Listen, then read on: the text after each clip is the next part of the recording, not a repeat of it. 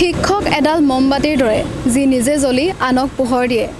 হয়, বৰ্তমান আমি উপস্থিত আছোঁ গুৱাহাটীৰ চচল অঞ্চলত। আমি ইয়াত দেখিবলৈ পাইছোঁ যে মোৰ পিছফালে যিসকল ব্যক্তি থিয় হৈ আছে তেওঁলোক হৈছে শিক্ষক সমাজ, যিসকলে বহুত বছৰৰ পৰা শিক্ষা প্ৰদান কৰি আহিছে। শিক্ষাৰ জৰিয়তে যি ল'ৰা ছোৱালী বা শিশুসকলৰ জীৱন তেওঁলোকে পোহৰাই তুলিছে। কিন্তু উল্লেখযোগ্য যে যোৱা 16 দিনৰ পৰা অৰ্থাৎ 23 তাৰিখৰ পৰা তেওঁলোকে অনশনত বহিছে। তেওঁলোকৰ কিছুমান দাবী, তেওঁলোকৰ কিছুমান সমস্যা আছে যিটো তেওঁলোকে এই অনশনৰ জৰিয়তে চৰকাৰৰ আগত দাঙি তুলিবলৈ বিচাৰিছে। পিছে কোনো ধৰণৰ চৰকাৰী বৰমূৰীয়াৰ এতিয়ালৈকে এই অঞ্চলত আৰু এই লোকসকলৰ অনশনৰ ওপৰত চকু পৰা নাই বা তেওঁলোকে আহি তেওঁলোকৰ খবৰ লোৱা নাই। আজি আমি আগবাঢ়িছোঁ এওঁলোকৰ দাবীসমূহ, তেওঁলোকৰ যিখিনি অসুবিধা আছে সেই সম্বন্ধে আমি আপোনালোকক জানিবলৈ চেষ্টা কৰিম। তেওঁলোকৰ কি দাবী যাৰ বাবে তেওঁলোকে এই অনশনত বহিছে, চৰকাৰলৈ তেওঁলোকৰ কেনেধৰণৰ অনুৰোধ সেই সম্বন্ধে আমি সবিশেষ জনাবলৈ চেষ্টা কৰিম। দাবী বুলি ক'লে আপোনাৰ এইখন আসাম ভিজন ডকুমেণ্টছ 2016 to 2025 এইখন অসম চৰকাৰৰ বিজেপি চৰকাৰৰ এইখন নিৰ্বাচনী ইস্তেহাৰ সবকা সাথ সবকা বিকাশ ইয়াত আছে। 23 নম্বৰ পৃষ্ঠাত উল্লেখ আছে শিক্ষাকৰ্মী, কম্পিউটাৰ শিক্ষক আৰু শিক্ষামিত্ৰ আৰু কম্পিউটাৰ শিক্ষকসকলৰ কামটো কাৰ্যকৰী কৰিলে, আমাৰ শিক্ষাকৰ্মীসকলৰ কামটো কাৰ্যকৰী নকৰিলে, ছেটেল নকৰিলে, তেওঁলোকে ইয়াত ছেটেল কৰিম বুলি কৈছে। গতিকে এক কথাত ক'বলৈ গ'লে যে বাকী দুজনক কৰিল, আমাক কিয় নকৰিল? তেওঁলোকক যেনেকৈ ছেটেল কৰিছে আমাকো কৰিব লাগিব। যেতিয়ালৈকে তেওঁলোকে ছেটেল নকৰে, যেতিয়ালৈকে আলোচনা নকৰে, যেতিয়ালৈকে তেওঁলোকে চৰকাৰে সিদ্ধান্ত নলয়, তেনেহ'লে এই বাজপেয়ী ভৱনৰ পৰা ওলোৱা বিজেপি চৰকাৰৰ নিৰ্বাচনী ইস্তেহাৰত উল্লেখ থকা কথাখিনি কাৰ্যকৰী নকৰে, তেতিয়ালৈকে আমাৰ আমৰণ অনশন কাৰ্যসূচী চলি থাকিব। আৰু ইয়াত আজি 16 দিন ধৰি আমাৰ সভানেত্ৰী মুনমুন চেতিয়া বাইদেউ আমৰণ অনশনত আছে নোখোৱাকৈ।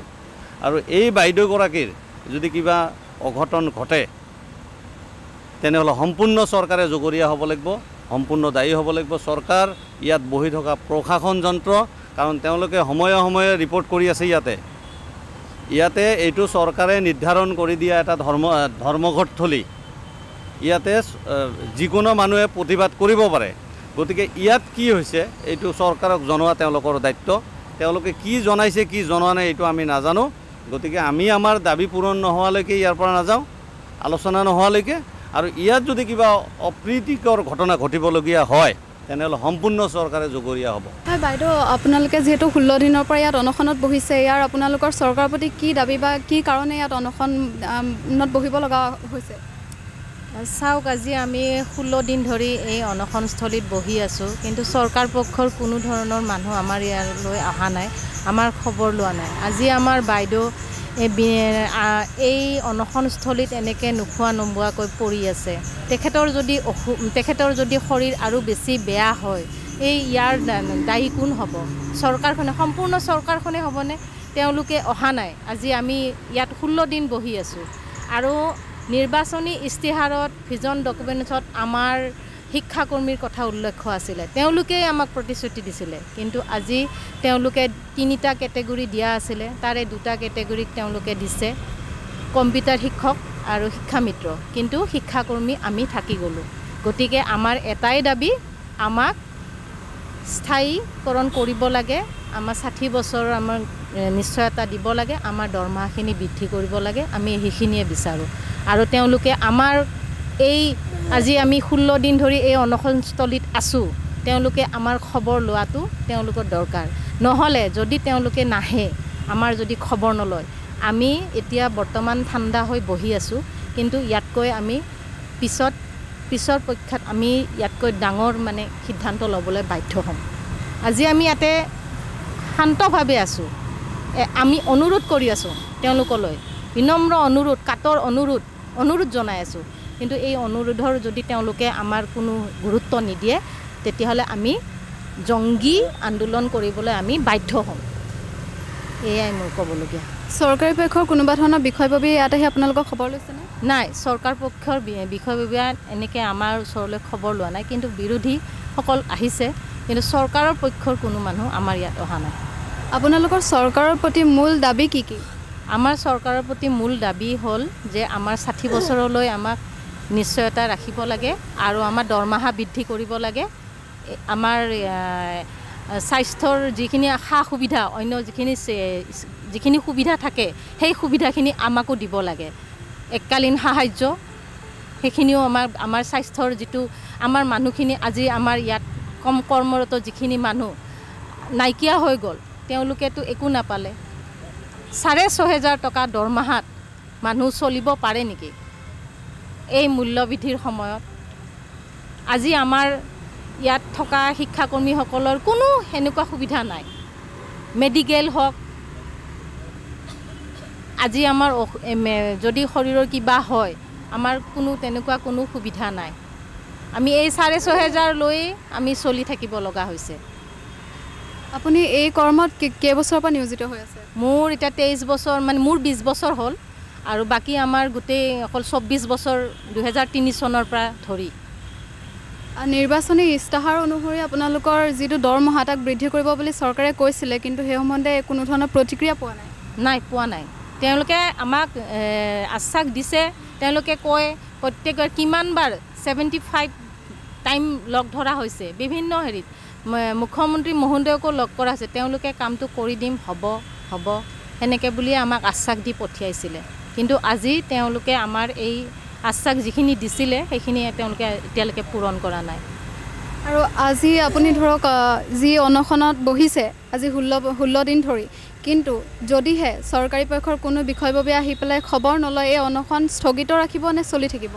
থাকিব অনশন চলি থাকিব আমাৰ অনশন যেতিয়ালৈকে তেওঁলোকে আমাক কোনো একো উত্তৰ নিদিয়ে ইয়ালৈ নাহে আমাৰ অনশন চলিয়ে থাকিব মই চৰকাৰী পক্ষক এইটো অনুৰোধ জনাইছোঁ যে তেওঁলোকে আহি আমাৰ বুজ লওক খবৰ লওক আজি আমাৰ অনশনকাৰী অৱস্থাটো তেওঁ নিশ্চয় দেখিছে আমাৰ সংবাদ মাধ্যমত মানে অহৰ্নিশে প্ৰচাৰ হৈ আছে তথাপিতো তেওঁ যদি দেখা নাই তেনেহ'লে আমি তেওঁক আকৌ এবাৰ অনুৰোধ কৰিছোঁ তেওঁ চাওক আৰু আমাৰ এটা কথা কি ৰাইজেও চাগে ভাবিছে এই অনশনকাৰীসকলনো ক'ৰ পৰা আহিছে বা কি অনশনকাৰী আচলতে কি ৰাইজে এইটো অৱগত হ'ব লাগে যে যিখিনি সময়ত সমগ্ৰ অসমত বাছবিলাকত যিবিলাক এডভাৰটাইজমেণ্ট চলিছিলে যে শিক্ষাৰ অধিকাৰ আইন আৰু শিশু শ্ৰমিক বন্ধ কৰিব লাগে আৰু এনেধৰণৰ বাছত কিছুমান এডভাৰটাইজমেণ্ট কৰি বাছবিলাকত মানে লিখিতভাৱে প্ৰকাশ কৰি এখন বাছ গোটেই মানে চিটি বাছবোৰ চলাচল কৰিছিলে যাতে ৰাইজে গম পাওক যে এনেকুৱা ধৰণৰ এটা সৰ্বশিক্ষা অভিযানে শিক্ষাৰ অধিকাৰ আইন এখন প্ৰণয়ন কৰিছে আৰু সেই আইনখন প্ৰণয়ন কৰি যিসকল বঞ্চিত লাঞ্ছিত ল'ৰা ছোৱালী আছে সেইখিনি ল'ৰা ছোৱালীক শিক্ষাদানৰ ব্যৱস্থা কৰিছে এই যে সেই 2003 চনৰ পৰা যি শিক্ষাদান প্ৰক্ৰিয়া চলি আহিছিল এইটো সুপ্তভাৱে আমি এই গোটেই কাৰ্যখিনি আমি ফলপ্ৰসূ কৰিছোঁ সেই 2003 পৰা আজিলৈকে চলাই আহিছোঁ আৰু সেইখিনি ল'ৰা ছোৱালীক সেই তেতিয়াৰ পৰা চলাই আহি ৰাইজে গম নাপায় যে বাছত যে লিখিছে এইখিনি কোনে কৰিছে কাম সেই কামখিনি কৰা আচল মানুহখিনি হৈছোঁ আমি সেই তেতিয়াৰ পৰা কাম কৰি যিখিনি আমাৰ অভিজ্ঞতা হৈছে যিখিনি আমি আমাৰ শ্ৰম দিছোঁ যিখিনি আমি আমাৰ দায়িত্ব পালন কৰিছোঁ দেশৰ হৈ সেই দায়িত্বৰ মৰ্যাদা কিন্তু আমি বৰ্তমানলৈ পোৱা নাই যি পাইছোঁ মাননী হিচাপে সেইখিনি মাননী